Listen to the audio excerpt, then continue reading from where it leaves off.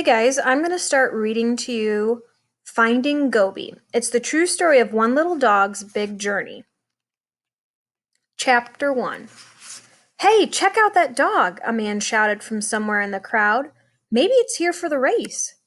Is that right, girl? Another man asked, bending down to scratch behind her ears. Are you here to run with us? The dog didn't know what to make of all of this. There were a lot of people, more than she would have expected out here away from town and right on the edge of the desert. Most of them were dressed funny, but they were nice. Many of the runners stopped to pet her, and more than a few gave her scraps of food. She was hungry. She was always hungry. She couldn't remember a time when she hadn't been hungry. These people seemed to like her, and when she danced around them, they fed her. So she danced and got fed, and everyone was happy. Then she saw him. He wasn't feeding her. He wasn't laughing or shouting. He wasn't even standing with most of the other people.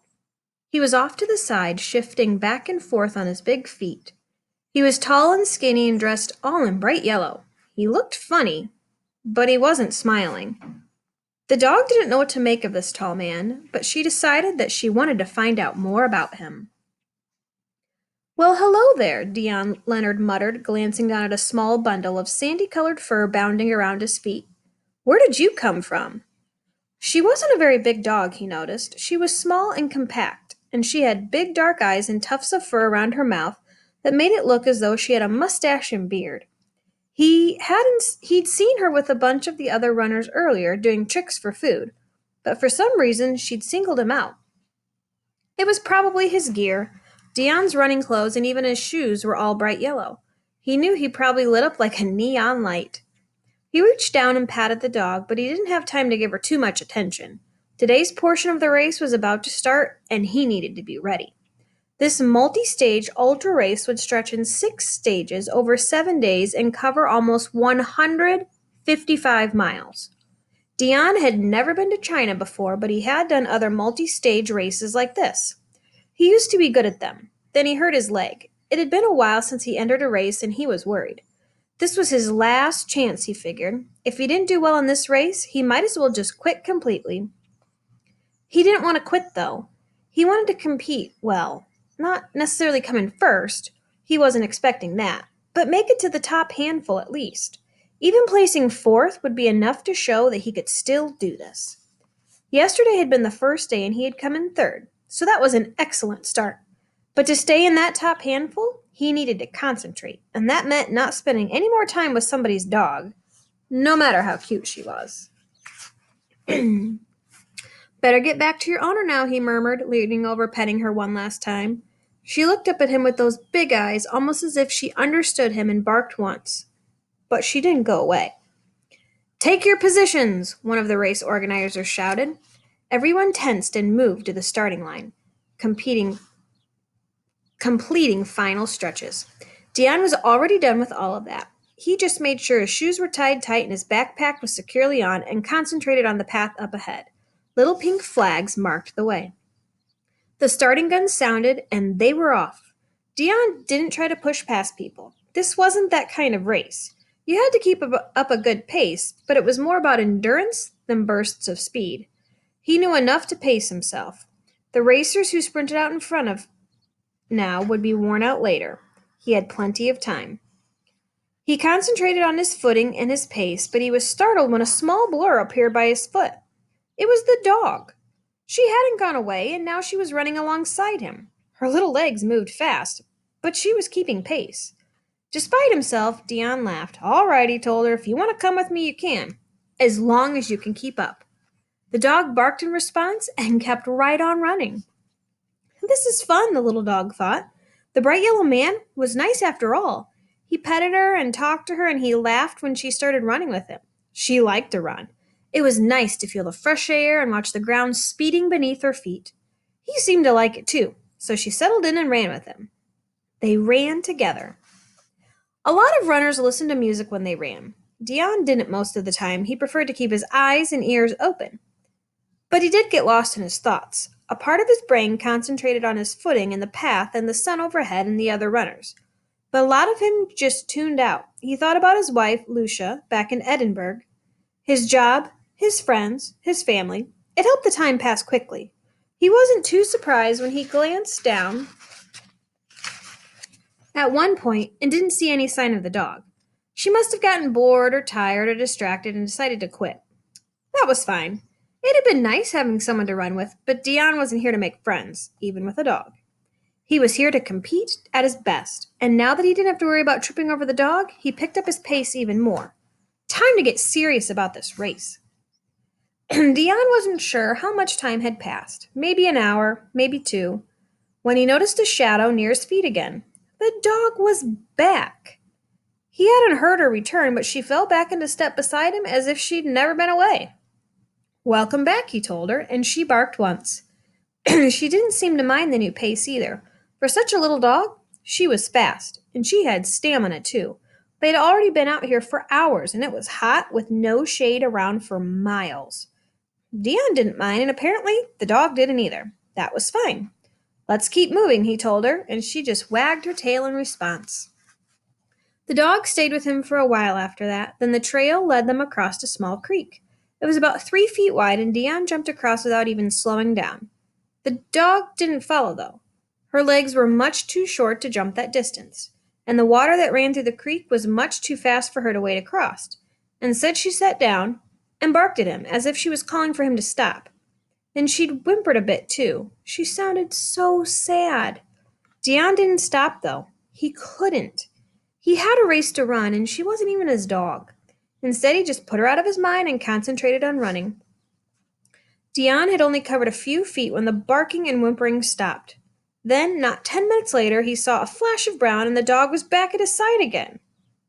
She must have jumped the creek after all, he thought, or somehow gone around.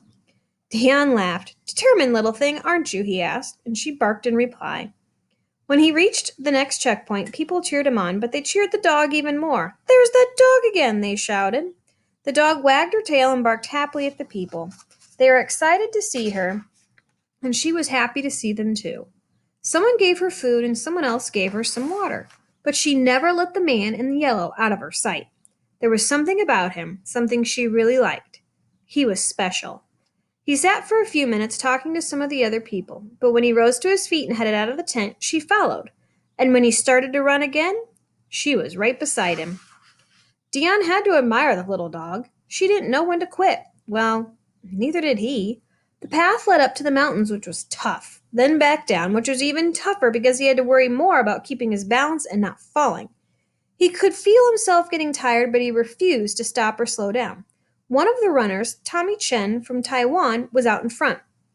He was really popular and everyone figured he'd win. He'd come in first yesterday. Another guy, Julian from Romania, had come in second. Dion had been third. Not bad for the first day in his first race back. But Tommy, Julian, and another runner, Zheng from China, were all ahead of him already. Still, Dion managed to come in close fourth. He was happy with that. It meant that he was still in third place overall. The dog had been right beside him when he crossed the day's finish line. Even Tommy noticed. That dog, man, he told Dion. It's been following you all day. Has it had any water? One of the volunteers asked. Dion frowned. I have no idea, he admitted. Maybe it drank some at the streams on the way?